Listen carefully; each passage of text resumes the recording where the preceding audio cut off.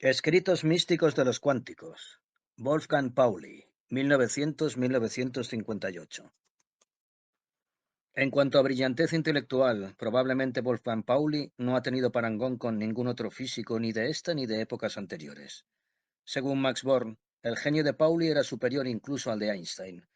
Toda falta de rigor intelectual o de consistencia lógica atraía el furor de Pauli sobre cualquiera que tuviera la desgracia de ser su autor.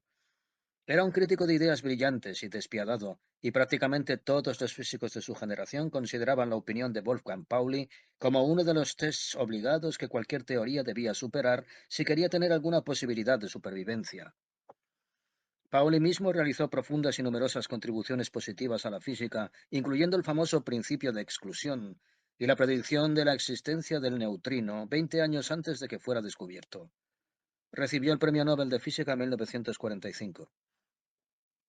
A pesar de, o tal vez precisamente a causa de su brillantez analítica e intelectual, Pauli insistía en que la racionalidad tenía que venir complementada por la mística.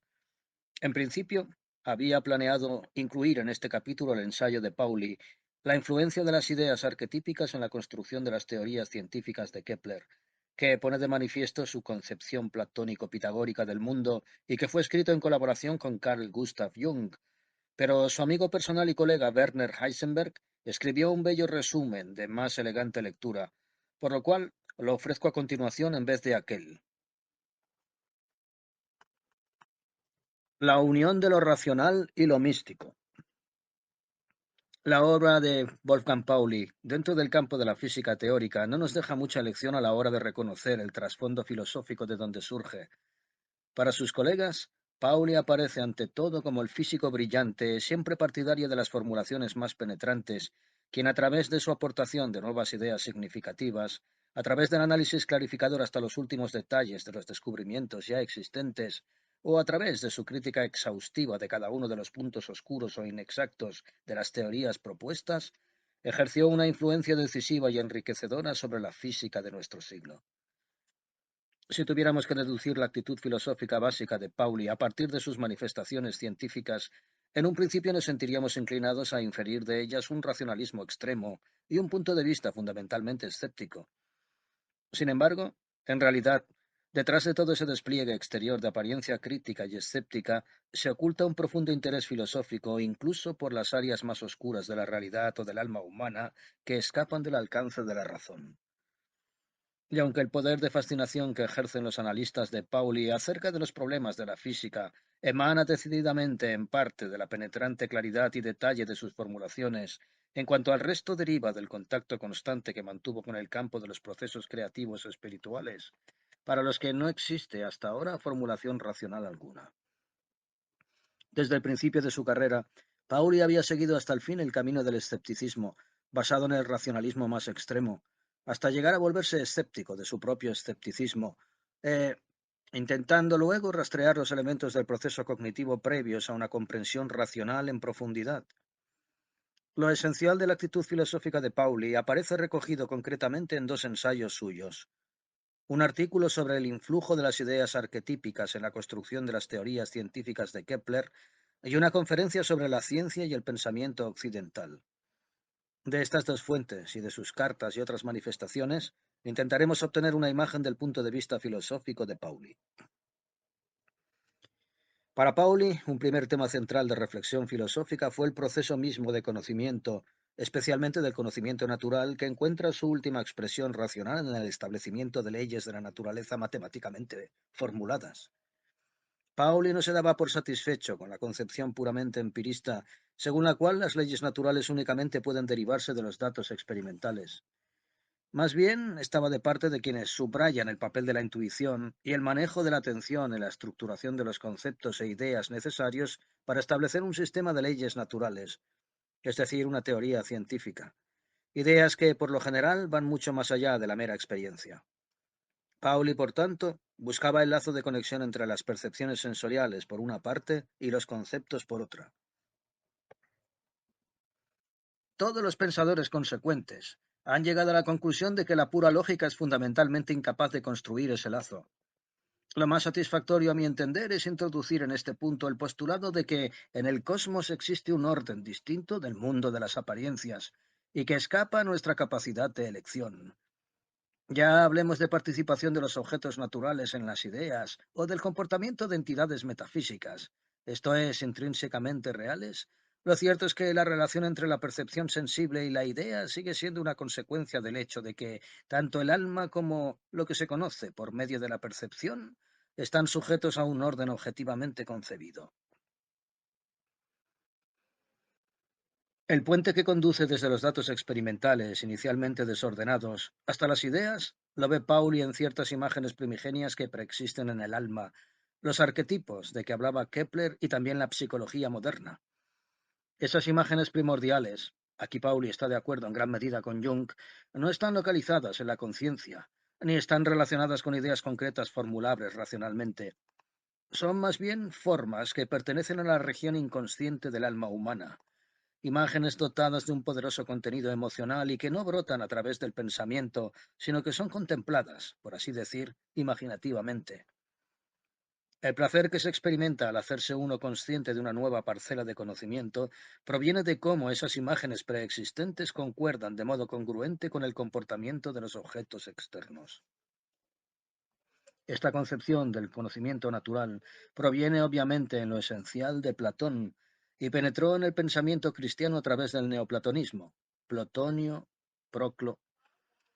Pauli intenta aclararlo, señalando que incluso la conversión de Kepler a la teoría copernicana, que marca el comienzo de la ciencia natural moderna, se debió de forma decisiva al influjo de ciertas imágenes primordiales o arquetipos. Pauli cita este pasaje tomado del Mysterium Cosmographicum de Kepler. La imagen del Dios Trino se contiene en la esfera, a saber, la imagen del Padre en el centro, la del Hijo en la superficie externa y la del Espíritu Santo en la uniformidad de conexiones entre el punto central y todo el espacio de alrededor. El movimiento dirigido desde el centro hasta la superficie externa es para Kepler el símbolo de la creación. Toda esta simbología esférica, íntimamente asociada con la Santísima Trinidad y descrita por Jung como un mandala, se encuentra representada para Kepler, aunque de modo imperfecto, en el mundo físico. El Sol en el centro de todo el sistema planetario, rodeado por los cuerpos celestes, a los que Kepler consideraba aún animales de vida. Pauli piensa que para Kepler la fuerza persuasiva del sistema copernicano se basa ante todo en esa correspondencia simbólica que hemos descrito, y solo secundariamente en los datos experimentales. Pauli considera además que el símbolo de Kepler ilustra de un modo muy general la actitud de donde ha surgido la ciencia contemporánea. La mente parece moverse a partir de un centro interior hacia afuera por un movimiento como de extraversión hacia el mundo físico, donde se supone que todo sucede de modo automático, de manera que se diría que el espíritu abarca serenamente al mundo físico con sus ideas. Así pues, la ciencia natural de la época moderna implica una elaboración cristiana del lúcido misticismo platónico, para el cual el fundamento unitario del espíritu y la materia reside en las imágenes primordiales, donde tiene también lugar la comprensión en sus diversos grados y clases, incluso hasta el conocimiento de la palabra de Dios. Pero Pauli añade una advertencia. Este misticismo es tan lúcido que es capaz de ver más allá de numerosas oscuridades, cosa que los modernos no podemos ni nos atrevemos a hacer. Compara así Pauli a continuación la perspectiva de Kepler con la de un contemporáneo suyo, el médico inglés Robert Flood, con quien Kepler sostuvo una violenta polémica sobre la aplicación de las matemáticas a la experiencia previamente definida por medio de mediciones cuantitativas. Flood es aquí un exponente de una descripción mágica arcaica de la naturaleza, tal como la practicaban los cultivadores de la alquimia medieval y las sociedades secretas que surgieron en torno a ella. La sucesiva elaboración del pensamiento de Platón en el neoplatonismo y en el cristianismo llevó a caracterizar la materia como un vacío de ideas, y puesto que lo inteligible se identificaba con lo bueno, la materia quedó identificada con lo malo. Pero la nueva ciencia vino finalmente a sustituir el alma del mundo por unas leyes de la naturaleza matemáticas y abstractas. Contar esta tendencia unilateralmente espiritualizadora, la filosofía alquimista, defendida aquí por Flatt, representa un cierto contrapeso.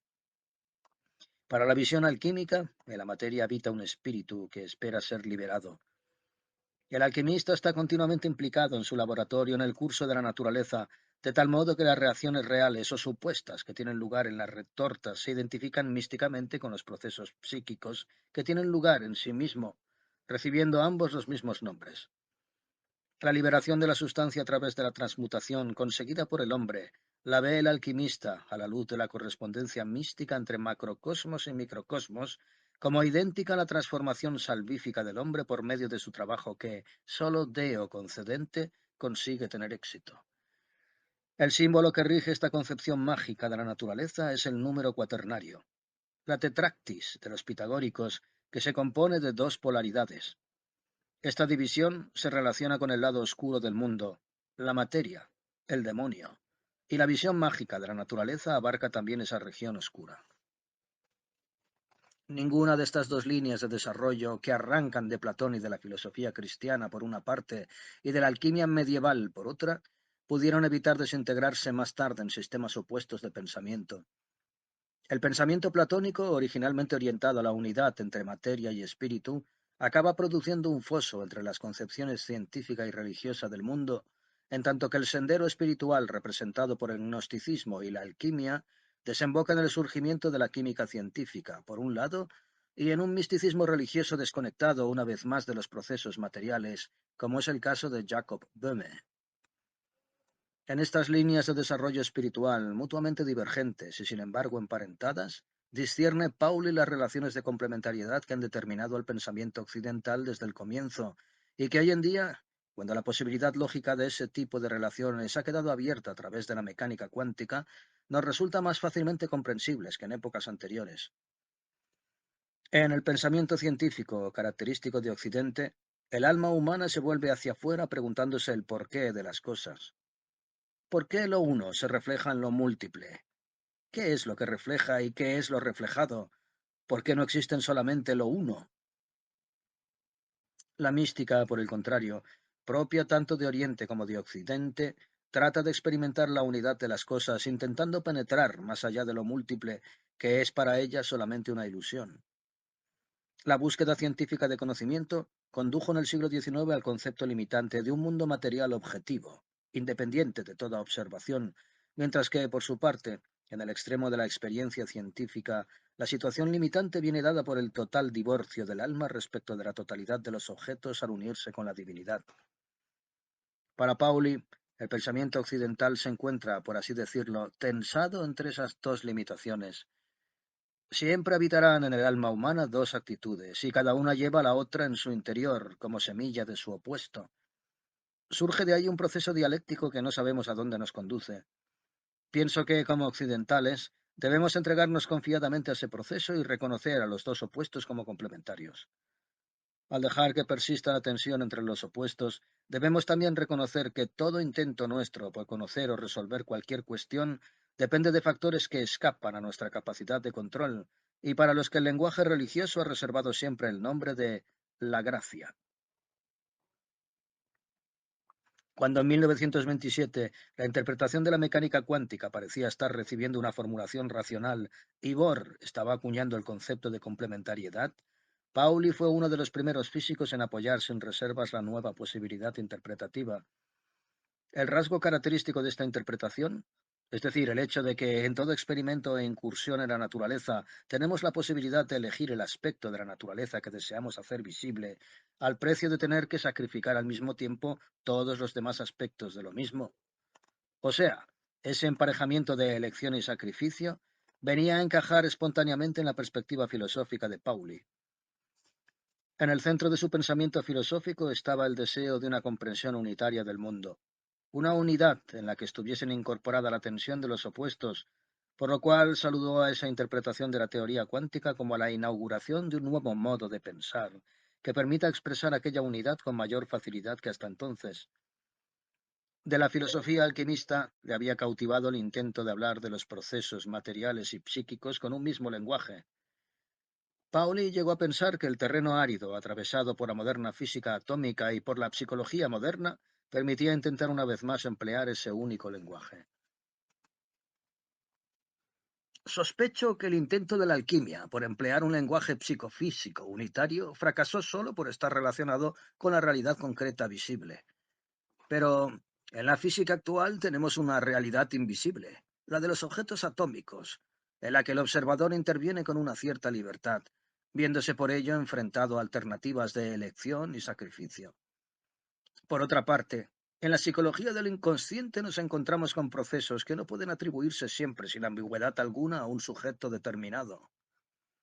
Pienso que el intento de monismo psicofísico se encuentra ahora en una situación esencialmente más prometedora, ya que el lenguaje unitario adecuado, todavía desconocido y neutral con respecto a la antítesis psicofísica, se refería a una realidad invisible más profunda. Habríamos encontrado así un modo de expresar la unidad entre todos los seres que trascendería a la causalidad de la física clásica como forma de correspondencia. Bohr. Unidad, de la cual son casos especiales la interrelación psicofísica y la coincidencia de las formas instintivas de ideación a priori con las percepciones externas.